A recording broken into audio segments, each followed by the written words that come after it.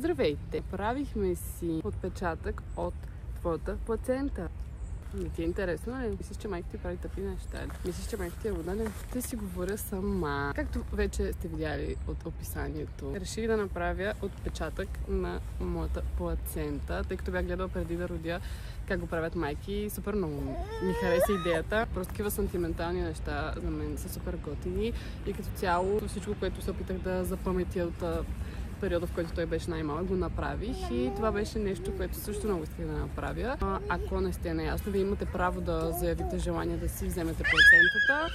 Вече е дълга тема дали имат право да ви отказват или не, но накратко се смята за отпадък и съответно те ги събират, след което ги складират в фризер и те се изхвърлят. Трябваше да сменим локацията. Те бях тръгнала да казвам в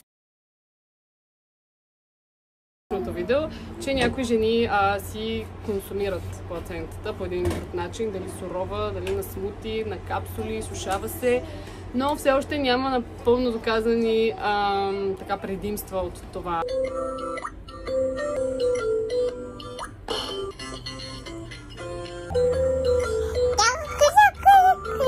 Джорджи Бенд ни прекъснаха. Може ли извинявай?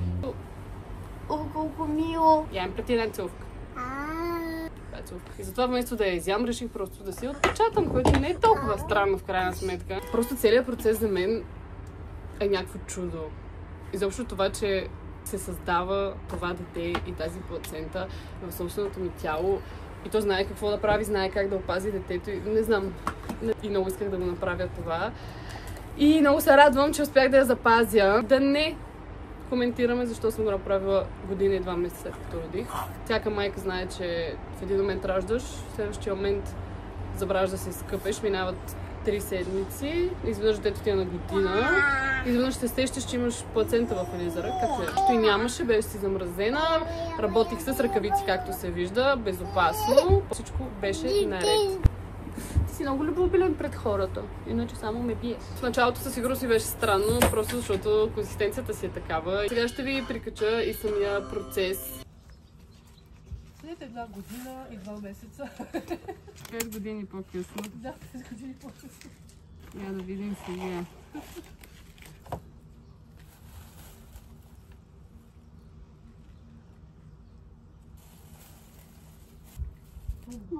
Пълно скръп, майко. Спокойно, това не е живо. То плува. Леле. Не мога. Ще го ти. Как само леко да се отече. Ето виж. Мале, виж пътната връв. Да. Това вече, да. Ето това е, да.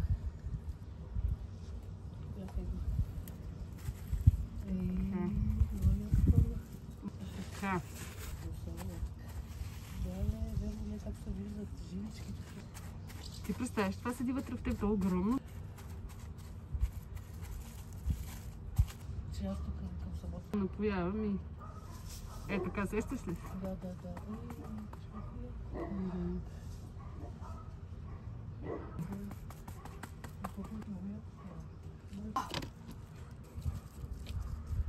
Очевидно никой от присъстващите не можа да се сети, че просто трябваше да зарепа листа върху плацентата, а не да правя това сложно упражнение.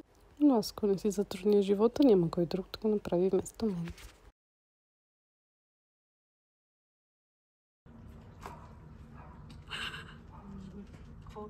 Не знам дали успях.